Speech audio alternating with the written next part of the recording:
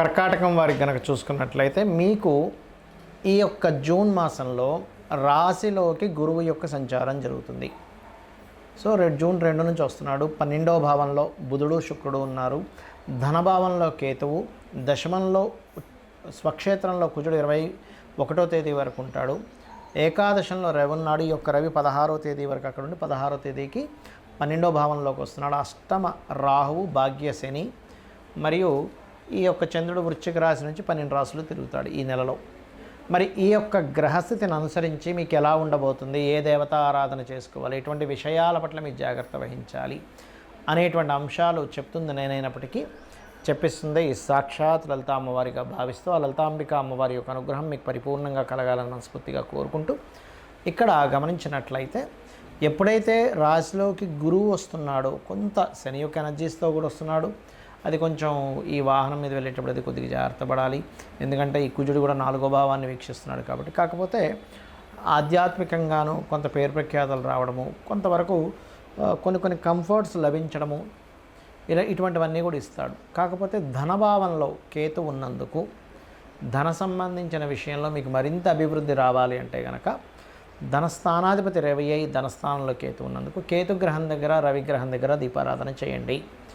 గణపతి యొక్క ఆలయానికి నిత్యము వెళ్ళండి. మీకు రూపాయి వచ్చినా రూపాయి ఎవరికైనా ఇవ్వవలసి వచ్చినా కూడా మీరు ఒక్కసారి మనసులో గణపతిని భక్తిగా తలుచుకొని ఆ మనీ ట్రాన్సాక్షన్స్ చేయండి.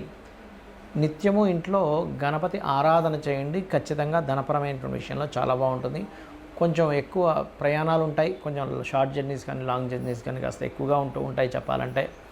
అదేవిధంగా ఎప్పటి నుంచో ప్రాపర్టీ తీసుకుందాం అనుకునేటువంటి వారికి ప్రాపర్టీ యోగము, అదేవిధంగా మీ జీవిత భాగస్వామి ఏదైనా కొత్త కోర్సెస్ చేయడానికి అనుకూలత, ఈ ఆర్మీ డిఫెన్స్ రిలేటెడ్ రంగాలంటే నేవీ, ఆర్మీ, అదేవిధంగా మిలిటరీ ఇట్లాంటివి, లేదా పోలీస్ డిపార్ట్మెంట్లో ఏదైనా ఉద్యోగం కోసం చేసే ప్రయత్నం ఫలిస్తుంది చెప్పాలంటే. మరియు మరొక విషయం ఏంటంటే ఇక్కడ మీకు మీ జీవిత భాగస్వామికి కూడా ఇప్పుడు ఉండేటువంటి గ్రహస్థితి ఏదైతే ఉందో ఉద్యోగ అవకాశాలు చక్కగా వస్తాయి. కాకపోతే రాహు అష్టమంలో ఉంటూ చతుర్థ భావం మీద కుజుడి యొక్క దృష్టి ఉంటూ ఈ అష్టమాధిపతి యొక్క ఎనర్జీస్తో గురువు రాశిలో ఉన్నాడు కాబట్టి, ఈ గురువు శని యొక్క ఎనర్జీస్తో ఉన్నాడు కాబట్టి వాహనం మీద వెళ్ళేటప్పుడు, నీటి ప్రదేశాలకు వెళ్ళినప్పుడు కొంచెం జాగ్రత్తగా ఉండండి. ప్రధానంగా ఉద్యోగ అవకాశాల కోసం మీరు చేసే ప్రయత్నాల్లో ఉన్న ప్రాంతంలో కాకుండా ఇతర ప్రాంతాలకు వెళ్ళడం ద్వారా మీకు కొత్త ఉద్యోగ అవకాశాలు వస్తాయి, గుర్తుపెట్టుకోండి. ప్రమోషన్స్ కోసం మీరు ఏదైనా 16వ తేదీ లోపలే ప్రయత్నం చేయండి. 16వ తేదీ దాటితే ఏమవుద్దంటే రవి మీకు ఎప్పుడైతే ఈ యొక్క 12వ భావంలోకి వస్తాడో, కాకపోతే ఈ సర్వీసెస్ గవర్నమెంట్ సర్వీసెస్ కోసం ప్రయత్నం చేసేటువంటి వారికి అయితే యోగిస్తుంది. కాకపోతే ఉన్న ప్రదేశం కాకుండా వేరే ప్రాంతాలకు వెళ్ళడం ద్వారా యోగిస్తుంది. ఇక మీరు నిత్యము కూడా సుబ్రహ్మణ్యేశ్వర స్వామి యొక్క ఆరాధన చేయండి. ఓం స్కందాయ నమః, ఓం మహాగణాధిపతయ నమః అనే మంత్రం చేయండి. అన్ని విధాలా మీకు బాగుంటుంది. కుజుడు తన స్వక్షేత్రంలో ఈ సంవత్సరం కుజుడు మంత్రి కూడా ఈ స్వక్షేత్రంలో వచ్చినటువంటి సందర్భము.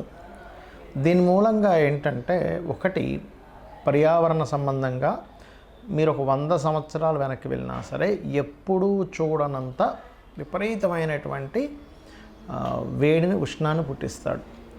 అలాగే ఇప్పుడు చూడండి, కొంతమంది ఎలక్ట్రికల్ వెహికల్ రిలేటెడ్ బిజినెస్లు, పవర్ని జనరేట్ చేసేటువంటి బిజినెస్లు బాగా అభివృద్ధి చెందుతాయి కుజుడిలా ఉండడం వల్ల.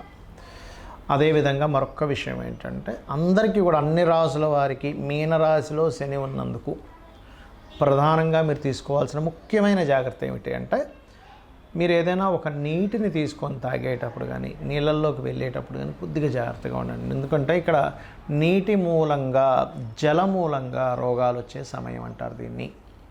కాకపోతే గురువు ఎగ్జాల్ట్ అవుతున్నాడు. కాకపోతే ఏంటంటే ఇక్కడ శని యొక్క ఎనర్జీస్తో ఎగ్జాల్ట్ అవుతున్నాడు అక్కడ.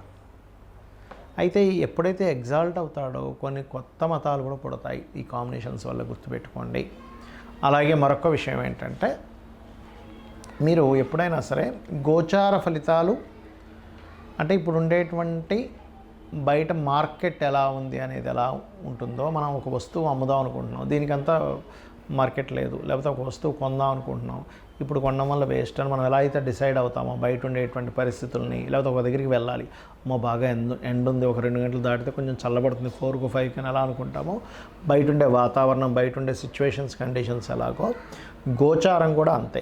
అంటే గోచారం ఇప్పుడు ఉండేటువంటి గ్రహాల యొక్క స్థితిని చెప్పేది. కానీ దీనికంటే అతి ముఖ్యంగా మీరు చూసుకోవాల్సింది మీ జన్మజాతకము.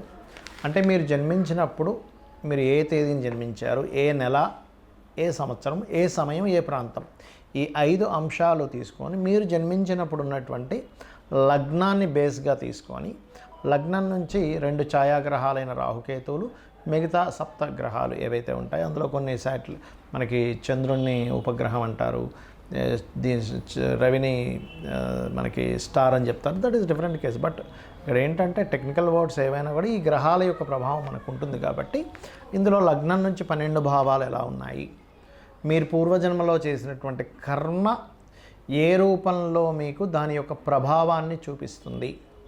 మీకు లగ్నం బాగుంటే బాగా ఎదుగుతారు, ధనభావం బాగుంటే అది ఎందుకు బాగోలేదు, ఏ గ్రహం వల్ల బాగోలేదు, దాన్ని సెట్ చేసుకొని మీరు దానికి సంబంధించినటువంటి దేవత ఆరాధన చేయొచ్చు. అదేవిధంగా 3వ భావం అన్నదమ్ములతో ఉండే రిలేషన్, 4వ భావం మీ యొక్క వస్తు వాహన గృహ ఎడ్యుకేషన్ రిలేటెడ్, సంతానం ఎందుకు కలగట్లేదు, 5వ భావం ప్రేమించడం ద్వారా ప్రేమ వ్యవహారాల ద్వారా ఇబ్బంది పడుతున్నారా. అదేవిధంగా 6వ భావం రుణ రోగ శత్రుస్థానం, అంటే ఏమిటి, మీకు ఎందుకు హెల్త్ ఇష్యూస్ వస్తున్నాయి, ఎందుకు మీరు ఎక్కువ అప్పులు పాలవుతున్నారు, దాన్ని ఎలా మీరు నిర్మూలించుకోగలరు అనేటువంటి ఒక స్పష్టమైనటువంటి అవగాహనని, స్పష్టమైన ఆన్సర్ని జ్యోతిషశాస్త్రం చెప్తుంది. అదేవిధంగా మీకు వచ్చే పార్ట్నర్స్ ఎలా ఉంటారు, పార్ట్నర్ ద్వారా మీకు స్ట్రెస్ ఉంటుందా, చక్కగా వాళ్ళ ద్వారా మీరు మంచి సుఖాన్ని పొందుతారా అనేది 7వ స్థానము 12వ స్థానం చెప్తుంది.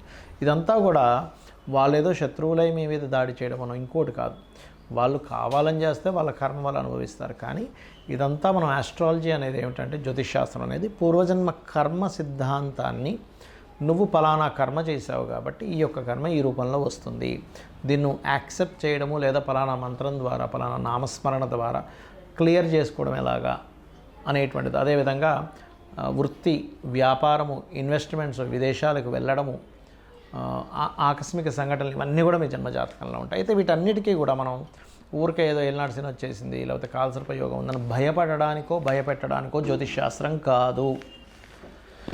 మీరు ఇలా ఉంది కండిషన్ కాబట్టి దీన్ని మనం ఎలాగ తగ్గించుకోవాలని చాలా చిన్నది, రూపాయి కూడా ఖర్చు పెట్టకుండా చక్కగా ఇంట్లో కూర్చొని లలిత చేసుకుంటే ఇవన్నీ కూడా క్లియర్ అవుతాయి.